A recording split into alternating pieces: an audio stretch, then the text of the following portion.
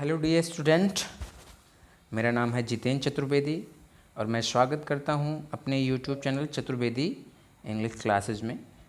Dear student, आज का मेरा जो टॉपिक है वो है क्लास 11th की इंग्लिश की बुक हॉर्नबिल, जिसका पहला चैप्टर है the portrait of A lady, जिसके लेखक महोदय हैं मिस्टर खुशवंत सिंह। तो इस चैप्टर को शुरू करने से पहले हम थोड़ा सा आथर महोदय के बारे में जान लेते हैं। ये कहाँ के हैं, इनका जन्म कब हुआ था, इनका ऑक्यूपेशन क्या था। तो खुशवंत सिंह महोदय जो हैं, इनका जन्म 2 फरवरी सन 1915 में पंजाब का एक शहर है हडाली, वहाँ पे हुआ था। ये स्वयं से तो एक वक्ता थे, अर्थात नैरेटर थे। और ये जो स्टोरी इन्होंने लिखा है, ये स्टोरी इनकी पर्सनल, चाहे आप बायोग्राफी कह लीजिए या अपने जीवन से संबंधित इनकी व्यक्तिगत कहानी लिख लीजिए, कह लीजिए। मतलब ये जो कहानी इन्होंने लिखा है, अर्थात जो ये स्टोरी इन्होंने दिया है the portrait of A lady, ये इनके लाइफ सर्कल से रिलेटेड है। तो इस चैप्टर में जो लेडी हैं ये इनकी दादी जी हैं, और जो पोर्ट्रेट है ये इनकी दादी का तस्वीर है। तो इन्होंने 1956 अर्थात 1956 में लेखन कार्य प्रारंभ किया। इसके पहले ये जर्नलिस्ट भी रह चुके थे, पॉलिटिशियन भी रह चुके थे और लॉयर भी रह चुके थे। तो कुल मिला जुलाकर ये एक रिनाउंड ऑथर थे, अर्थात प्रसिद्ध लेखक थे। और इनकी मृत्यु वो 20 मार्च सन 2014 में हो गई। और इनकी जो फर्स्ट लेखनी है, अर्थात पहली कृति है, वो है ट्रेन टू पाकिस्तान, जो कि बहुत ही पॉपुलर स्टोरी रही है। तो इस प्रकार से ये रहे हमारे खुशवंत सिंह अर्थात आथर महोदय। तो अब थोड़ा सा हम आगे चैप्टर के बारे में पढ़ते हैं। माई ग्रैंड मदर अर्थात मेरी दादी जी, लाइक एवरीबडीज़ ग्रैंड मदर, किसकी तरह हैं? जैसे सबकी दादी हैं वैसे हमारी भी दादी हैं। वाज एन ओल्ड वोमन, कैसी? एक बूढ़ी औरत। अर्थात जैसे सबकी दादी बूढ़ी औरत होती हैं वैसे मेरी भी दादी बूढ़ी औरत हैं। She had been old and wrinkled for the 20 years that I had known her. तो लेखक महोदय कहते हैं कि लगभग 20 सालों से ऐसे मैं उनको देख रहा हूँ, अर्थात उतनी ही बूढ़ी। कैसे? उतनी ही बूढ़ी, और उनके चेहरे पर झुर्रियाँ पड़ी हुई हैं। अर्थात जब से मैं लगभग 20 सालों से उनको देख रहा हूँ, जब से मुझ में समझ आई किसी भी चीज़ को समझने की, तब से मैं देख रहा हूँ कि उनका जो क्या कहते हैं, उनकी शरीर है, अर्थात उनकी जो एज है, मानो ऐसे लगता है कि एक ही समय पर टिकी हुई है। People said that she had once been young and pretty and had even had a husband, but that was hard to believe. अब लोग कहते हैं, लेखक महोदय कहते हैं कि लोग कहते हैं कि वो एक समय था जब वो बहुत यंग हुआ करती थी और बहुत सुंदर हुआ करती थी, और उनके पास उनके पति भी हुआ करते थे। बट लेकिन that was hard to believe, लेकिन ये चीज़ विश्वास करना मुश्किल था कि हाँ कभी ऐसा वो हुआ करती थी, क्योंकि 20 सालों से लगातार तो मैं उन्हें एक ही जैसे देख रहा हूँ। लगता है कि मानो उनकी उम्र का एक ठहराव आ गया है, ठहर गया है। उनकी उम्र ना तो बढ़ रही है ना तो घट रही है। My grandfather's portrait hung above the mantel piece in the drawing room, अर्थात मेरे दादाजी का जो पोर्ट्रेट मीन्स तस्वीर, पोर्ट्रेट मीन्स तस्वीर।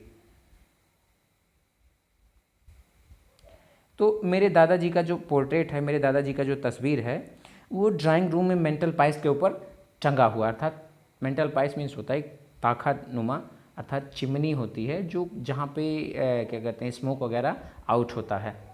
तो ड्राइंग रूम में जो मेंटल पाइस है, वहाँ पे मेरे दादाजी का फ़ोटो लटका हुआ था, टांगा हुआ है। He or a big turban and loose fitting cloth, अर्थात पोर्ट्रेट में, फ़ोटो में, उस तस्वीर में वो एक सर पे अपने पगड़ी बांधे हुए, कौन? मेरे दादाजी, और लूज फिटिंग क्लॉथ्स पहने हुए, अर्थात ढीला ढाला कपड़ा पहने हुए हैं। His long white beard covered the best part of his chest and he looked at least 100 years old। अर्थात लेखक महोदय आगे कहते हैं कि जो मेरी दादाजी की दाढ़ी है, अर्थात सफ़ेद कलर की जो दाढ़ी है, वो उनके छाती तक अर्थात उनके सीने तक फैली हुई है और तस्वीर को देखने से ऐसा लगता है कि मानो उनकी उम्र लगभग 100 साल रही होगी, अर्थात कम से कम वे 100 साल तो जिए ही रहे होंगे।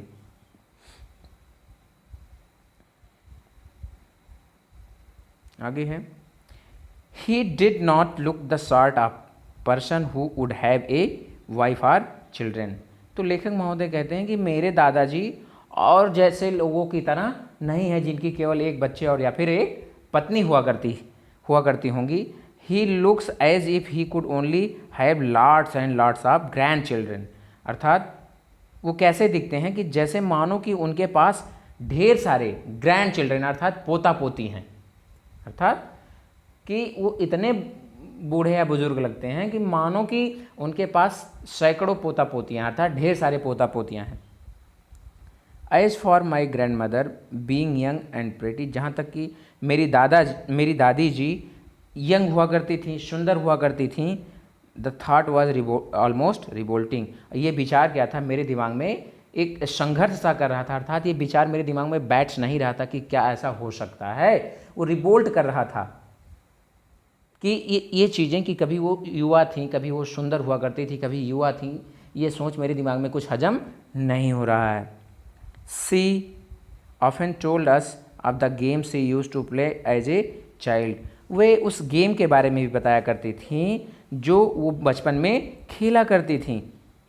That seemed quite absurd and undignified on her part and we treated it like the fables of the prophets she used to tell अस।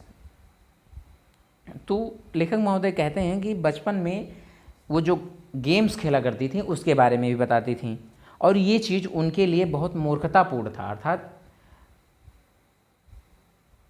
असम्मानित तरीके से था कि उन कहानियों के बारे में वो हमसे जिक्र करती थी, ये चीज़ उनको अच्छा नहीं लगता था, उनको लगता था कि ये बहुत मूर्खतापूर्ण है, लेकिन फिर भी वो कहानियाँ मुझे सुनाती थीं। और हम लोग क्या करते थे, हम लोग उस कहानी को ऐसे सुनते थे कि जैसे मान लीजिए किसी पैगंबर की कहानी हो, किसी गॉड की कहानी हो, किसी प्रॉफिट की कहानी हो। सी यूज टू टेल अस, तो वो कहता है कि सी यूज टू टेल अस, जो हमें वो बताया करती थी, अर्थात वो कहानी उसको हम बहुत बढ़िया से सुनते थे और बहुत ध्यान से सुनते थे, क्योंकि ऐसे सुनते थे कि मानो जैसे किसी पैगंबर की कहानी हो जो हमें सुनाया करती थी, बताया करती थी। She had always been short and fat and slightly bent, वे हमेशा से छोटे कद की, मोटी और थोड़ी सी झुकी हुई हुआ करती थी। Her face was a criss cross of wrinkle running from everywhere to everywhere, अर्थात उनके चेहरे पर जो झुर्रियाँ थीं वो यहाँ से वहाँ तक फैली हुई थी, अर्थात पूरा चेहरा झुर्रियों से भरा हुआ था, इधर से लेकर के उधर तक। आगे है,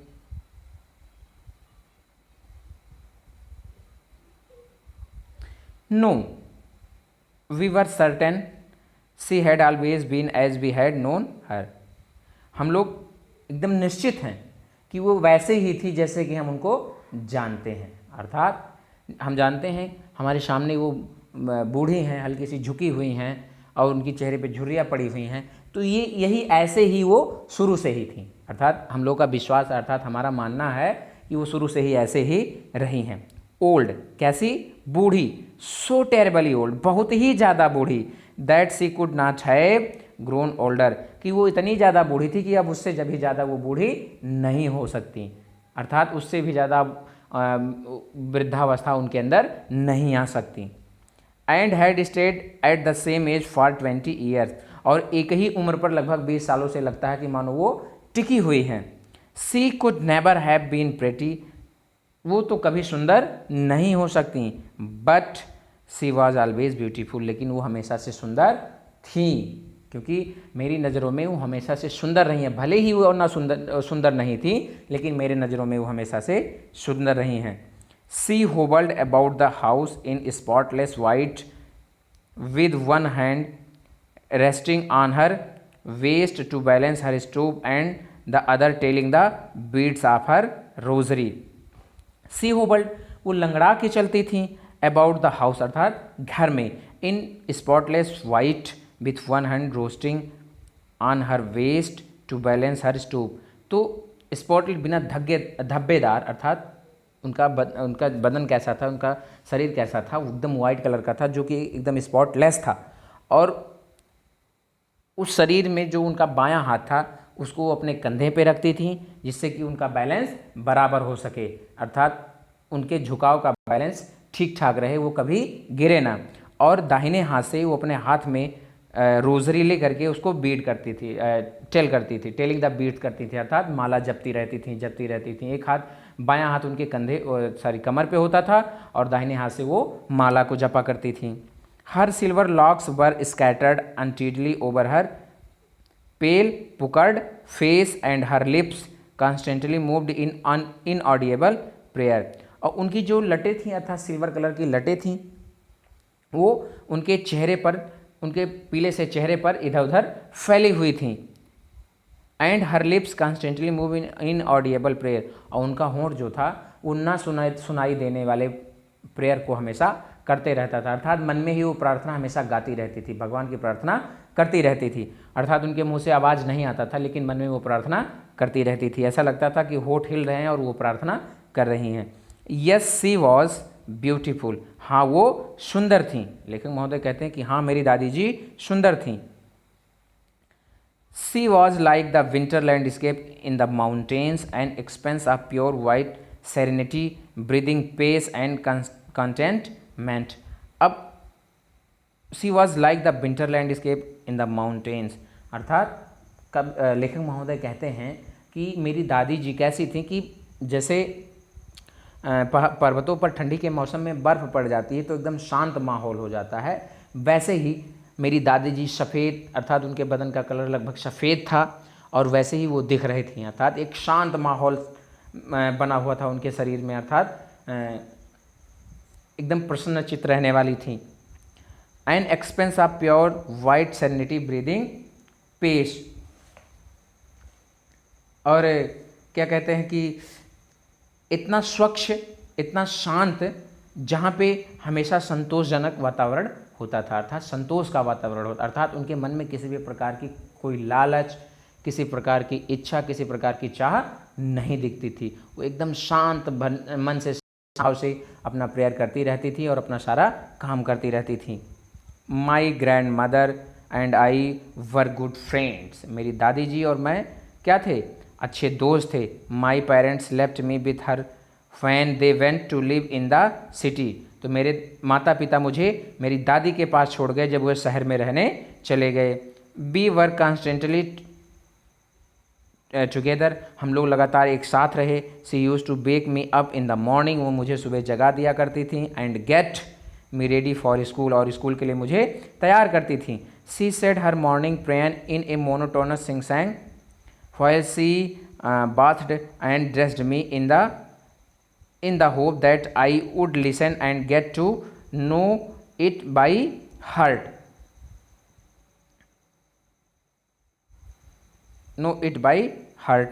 तो कहता है कि मेरी दादी जी जो हैं वो मॉर्निंग प्रेयर गाती थी, अर्थात बहुत नीरस सी धुन, मोनोटोनस मीन्स होता है नीरस, बहुत नीरस सी धुन में वो गीत गाती रहती थी.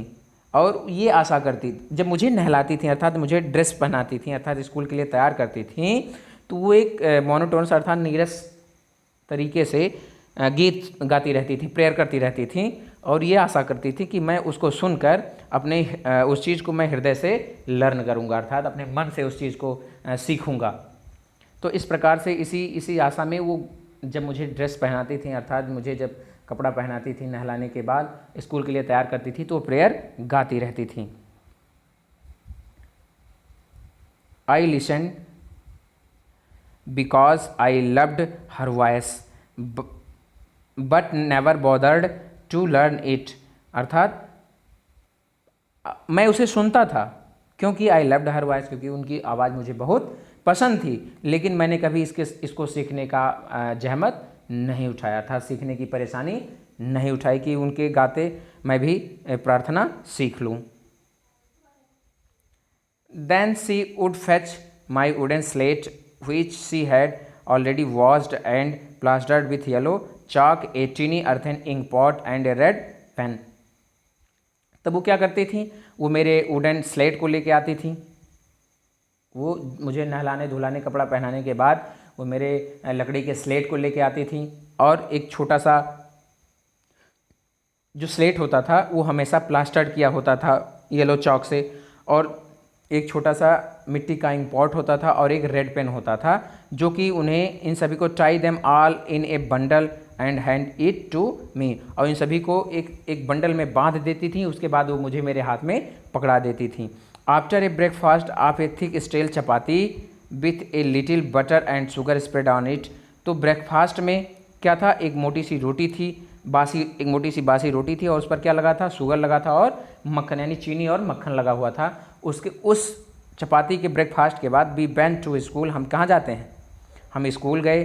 सी carried several stale chapatis with her for the village dogs. वे अपने साथ ढेर सारी बासी रोटियां ले जाती थीं क्या कहते हैं, गांव के कुत्तों के लिए। My grandmother always went to school with me because the school was attach to the temple. मेरी माता जी हमेशा मेरे साथ स्कूल जाती थी, मेरी दादी जी हमेशा मेरे साथ स्कूल जाती थी, क्योंकि जो मेरा स्कूल था वो मंदिर से सटा हुआ था। अटैच्ड मीन जुड़ा हुआ। द प्रीस्ट टाट us the alphabet and the morning prayer. वहाँ का जो पुजारी होता था वो हमें वर्णमाला सिखाता था और सुबह का प्रार्थना सिखाता था। While the children sat in row on either side of the veranda singing the alphabet or the prayer in a chorus, my grandmother sat inside reading the scriptures.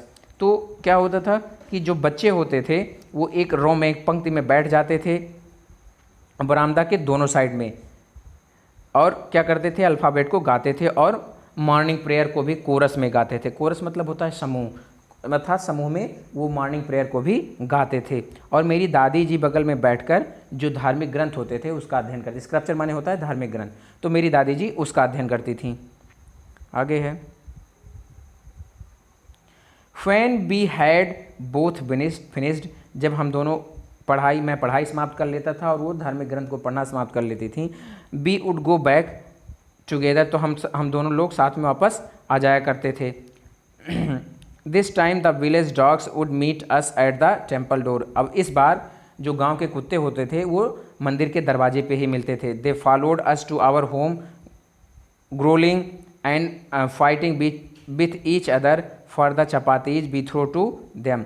तो वो रास्ते में हम लोगों का पीछा करते रहे।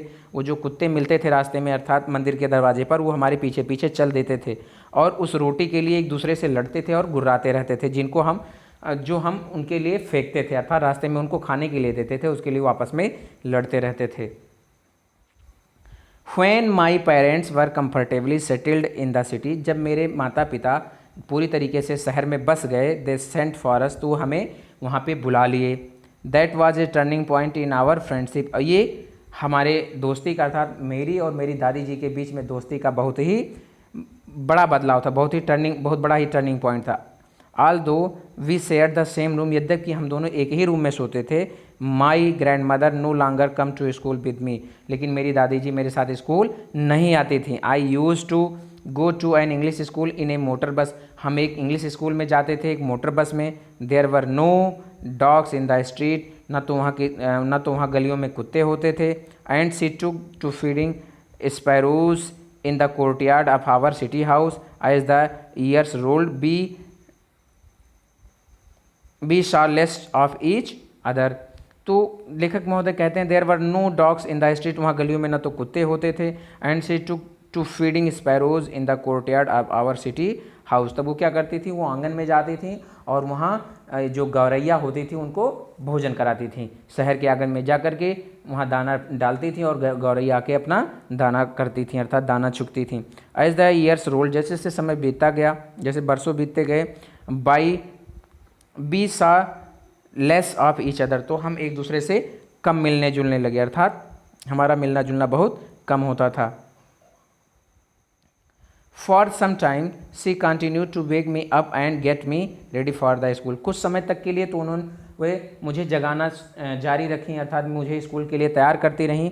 When I came back she would ask me what the teacher had taught me. जब मैं वापस लौट के आता था तो वो पूछती थी कि टीचर ने आज क्या पढ़ाया। I would tell her English words and little things of western science and learning, the law of gravity, Archimedes principles, the word being round etc। तो जब मुझसे पूछती थी कि आज टीचर ने क्या पढ़ाया तो मैं उन्हें कुछ अंग्रेजी के शब्द और कुछ पश्चिमी विज्ञान के बारे में, और मैं उन्हें कुछ सिखाता था, जैसे लॉ ऑफ ग्रेविटी के बारे में सिखाता था, आर्किमिडीज के सिद्धांत के बारे में बताता था, और ये बताता था कि पृथ्वी गोल है। ये सारी चीज़ें मैं उनसे बताता था। This made her unhappy. तो ये चीज़ें सुनकर वो बहुत दुखी हो जाती थी। She would not help me with my lessons. वो मेरे होमवर्क में अर्थात मेरे पाठ में मेरी कोई सहायता नहीं कर पाती थी। She did not believe in the things they taught at the English school and was distressed that there was no teaching about God and the scriptures. She could not, वो तो मेरे मतलब होमवर्क में भी मेरी सहायता नहीं कर पाती थी। She did not believe in the thing, वो उन सब चीज़ों में विश्वास भी नहीं करती थी। They taught me at the English school and was distressed. और जो मुझे उस इंग्लिश स्कूल में पढ़ाया जाता था वो चीज़ें उनके समझ में नहीं आता था, तो उनके समझ से बाहर था, उस पर वो विश्वास भी नहीं करती थी और बहुत डिस्ट्रेस्ड अर्थात परेशान रहती थी। That there were no teaching about God, अर्थात क्योंकि वहाँ भगवान के बारे में कुछ नहीं पढ़ाया जाता था और ना ही धार्मिक ग्रंथों के बारे में पढ़ाया जाता था। One day I announced that we were being given music lesson. तो एक दिन मैंने अनाउंस किया अर्थात संबोधित किया कि बताया सबको कि मुझे म्यूजिक का एक पाठ मिला है, अर्थात म्यूजिक की तैयारी करने के लिए एक टास्क मिला है। शी वॉज वेरी डिस्टर्ब, वो तो क्या हो गई, बहुत डिस्टर्ब, बहुत परेशान हो गई। To her music had lewd association, अर्थात म्यूजिक जो है वो अच्छी चीज़ नहीं है। दादी जी के अनुसार वो कहती हैं कि म्यूजिक जो है वो हम लोगों के लिए नहीं है।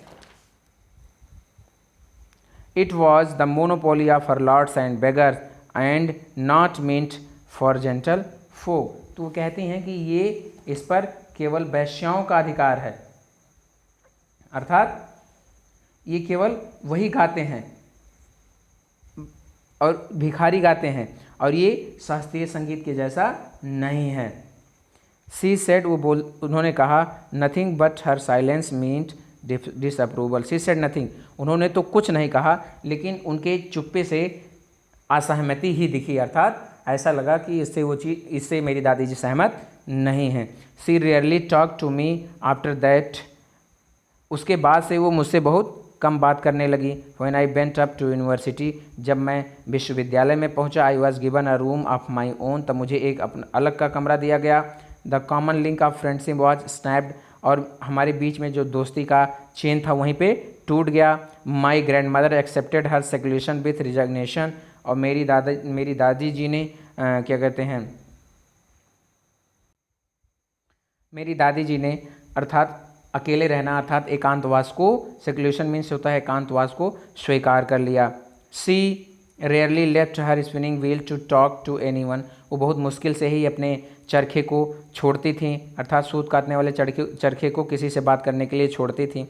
फ्रॉम सनराइज टू सनसेट, यानी सुबह से लेकर शाम तक। She sat by her wheel spinning and reciting prayer, वो अपने चरखे के पास बैठ जाती थी और प्रार्थना किया करती थी। Only in afternoon she relaxed for a while to feed the sparrows, केवल सुबह के समय में वो दोपहर के समय में थोड़ा सा वो रिलैक्स होती थी, थोड़ा सा समय निकालती थी, और उस समय निकालने में वो दोपहर को गौरैयों को फीड कराती थी, अर्थात भोजन कराती थी, दाना देती थी गौरैयों को वहाँ के शहर के घर के आंगन में। फाइल, जबकि she sat in the veranda breaking the bread into little bits, she वो बैठ जाती थी बरामदा में और ब्रेड को छोटे छोटे टुकड़ों में तोड़ती थी। Hundreds of little birds collected round her creating a veritable bedlam of chirping, और 100 अर्थात सैकड़ों जो चिड़ियाँ होती थी अर्थात सैकड़ों स्पैरोज होती थी वहाँ इकट्ठा हो जाती थी उनके चारों तरफ और से गूंज उठता था, अर्थात वो चहचहाट करती थी जिससे उनका घर चहचहाट से गूंज उठता था। Some came and perched on her leg, कुछ आती थीं उनके पैरों पर बैठ जाती थीं।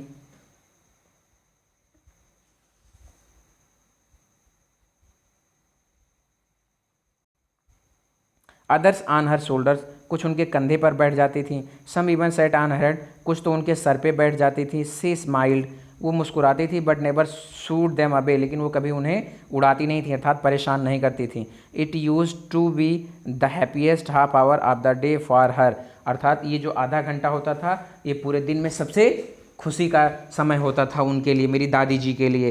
When I decided to go abroad for further studies, जब मैंने बाहर मतलब आगे का अध्ययन करने के लिए जाने का निर्णय किया, I was sure my grand mother would be upset, कि मेरी दादी जी, मैं निश्चित था, अर्थात मैं ये चीज़ श्योर था कि मेरे वहाँ जाने पर, अर्थात ऐसा फैसला लेने पर मेरी दादी जी बहुत अपसेट होंगी, बहुत परेशान होंगी।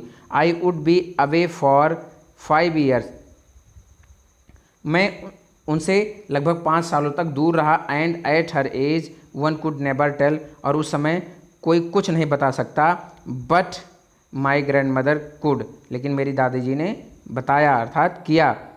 सी वॉज नॉट इवन सेंटिमेंटल, वो न तो केवल वह मेरी दादी जी अर्थात न केवल सेंटिमेंटल थी।